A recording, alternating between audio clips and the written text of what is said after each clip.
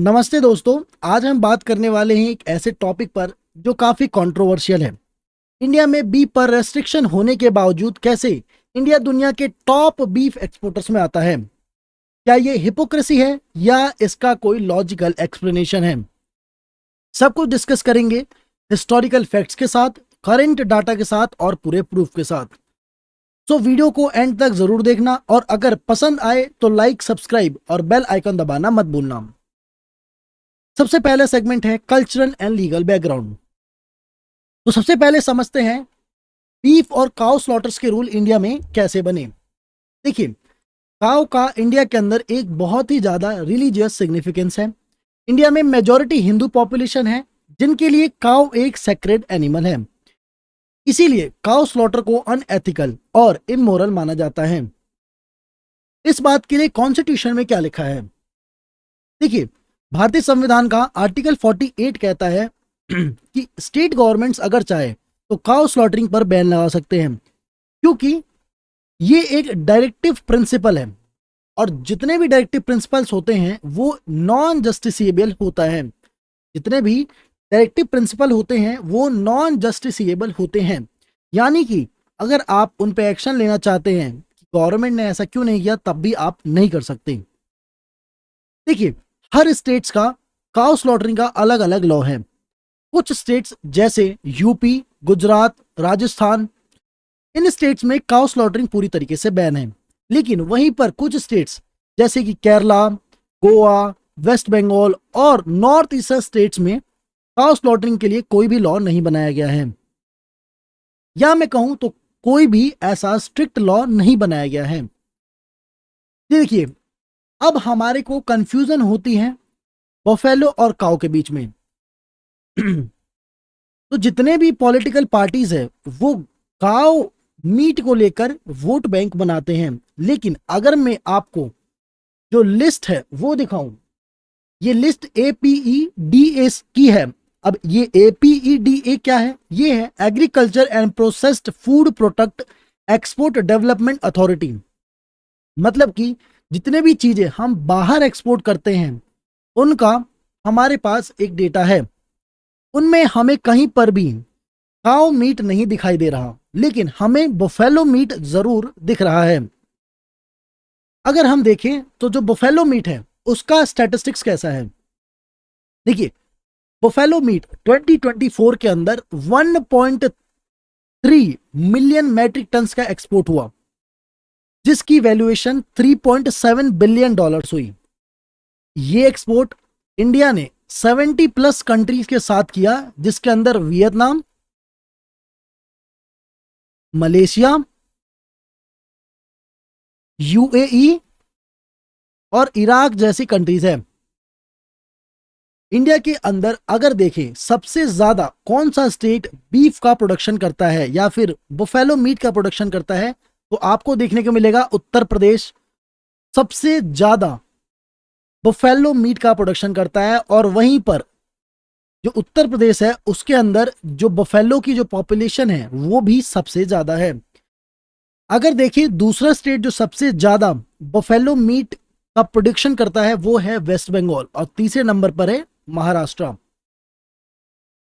दोस्तों, हमारे पास एक डेटा है 2022 और 23 का, जिसके अंदर वर्ल्ड के टॉप 5 बीफ एक्सपोर्टर्स की बात की है। देखिए, अगर 2022 और 23 के डेटा के हिसाब से देखें तो इंडिया वर्ल्ड में चौथे नंबर पर आता था बीफ एक्सपोर्टेशन में। ठीक है, बीफ को एक्सपोर्ट करने में इंडिया 2022 और 23 में चौथे नंबर पर था।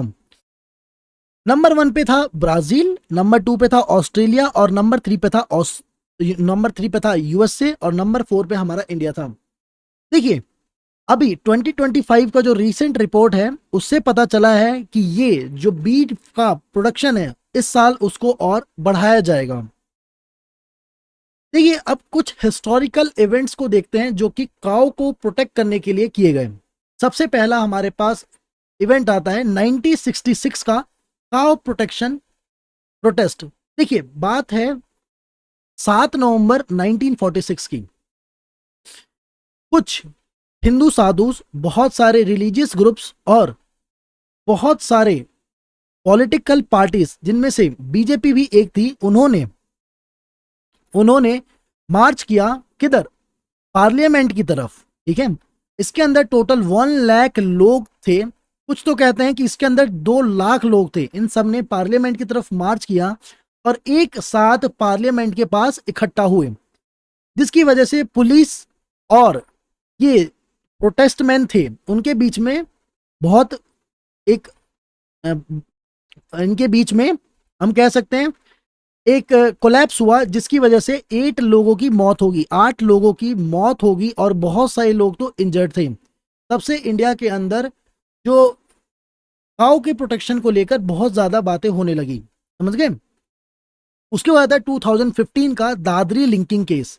अब ये लिंकिंग क्या है, देखिए, लिंकिंग का मतलब होता है जब इंसान कानून को हाथ में लेता है, मतलब कानून पे भरोसा ना करके अगर वो खुद कोई एक्शन लेता है, ठीक है, जिसको वो जस्टिसेबल कहता है, बोलता है जस्टिस है, तो वो एक लिंकिंग है, उसको हम लिंकिंग कहेंगे।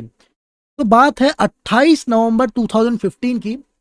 दादरी के बिसारा गांव में रहने वाले एक व्यक्ति, इसका नाम था मोहम्मद अकलक, जिनकी उम्र 52 साल थी। ठीक है, उनके ऊपर ये एलिगेशन लगाया गया कि उन्होंने काउ मीट को स्लॉटर करके अपने घर में रखा है। ठीक है, जिसको लेकर बहुत ज्यादा हंगामा हुआ और उनके घर की तरफ अराउंड 100 लोग आगे बढ़े। ठीक है, बात ऐसी है कि 100 लोगों ने मिलकर उनके घर पर हमला किया और जो अखलक थे उनको मारा गया और वो उनकी डेथ वहीं पर हो गई। उनके बेटे दानिश को बहुत ही ज्यादा चोट आई। ठीक है, तो ये बहुत ही ज्यादा गलत है। देखिए, इंडिया में आजकल ये चीजें आपको बहुत देखने को मिल रही हैं कि कोई आदमी अगर गाय को डेयरी भी लेकर जाता है, मतलब कि अगर आप एक ट्रांसपोर्टर हो, अगर आप चीजों को ट्रांसपोर्ट करते हो और अगर आप एक जगह से गाय को उठा के दूसरे डेयरी पर छोड़ने जा रहे हो, डेयरी पर भी छोड़ने जा रहे हो और आपको ऐसे लोगों ने पकड़ लिया, तो आपकी पिटाई होनी पक्की है। क्यों? क्योंकि ऐसे लोग सुनने को ही राजी नहीं होते दोस्तों। सही बात तो यही है। ये लोग सिर्फ ढोंग करते हैं, ये लोग गवर्नमेंट की नहीं सुनते हैं। देखिए, मेन है जो काउ स्लॉटरिंग का जितने भी लॉ है वो गवर्नमेंट बनाती है, लेकिन जो नुकसान होता है वो आम आदमी का होता है। ये मेन मुद्दा है, इसीलिए मैंने इसको यहाँ रखा है। देखिए, कुछ अभी रीसेंट कंट्रोवर्सीज क्या हुई है, यहाँ पर थोड़ा गलत हो गया, 1 मिनट, यहाँ पर इसको रीसेंट कंट्रोवर्सीज होगी। ठीक है, कुछ रीसेंट कंट्रोवर्सीज और उनके इम्पैक्ट देखते हैं, सोशल इम्पैक्ट क्या पड़ता है। देखिए, देखिए 2025 महाराष्ट्र गौशाला आयोग सर्कुलर। अब देखिए क्या हुआ कि जो महाराष्ट्र गौ सेवा आयोग है, उन्होंने एक सर्कुलर जारी किया। वो सर्कुलर जिसे जारी किया वो था एग्रीकल्चर प्रोड्यूस मार्केट कमेटी, जिसको उन्होंने कहा कि 3 जून से लेकर 8 जून तक जो मार्केट है वो बंद होगा और उसके अंदर कोई भी जो मीट का जो सेलिंग जो होगा वो नहीं होगा बिल्कुल भी, चाहे वो गाय हो, बकरी हो, किसी भी चीज के जो सेलिंग होगा वो नहीं होगा। और आप सबको पता है जो 7 जून है, 7 जून को बकरीद है। ठीक है, 7 जून को बकरीद है। ठीक है, और इसको लेकर एक बहुत ज्यादा हंगामा हुआ, लेकिन बाद में इस चीज को डिसकंटिन्यू कर दिया गया।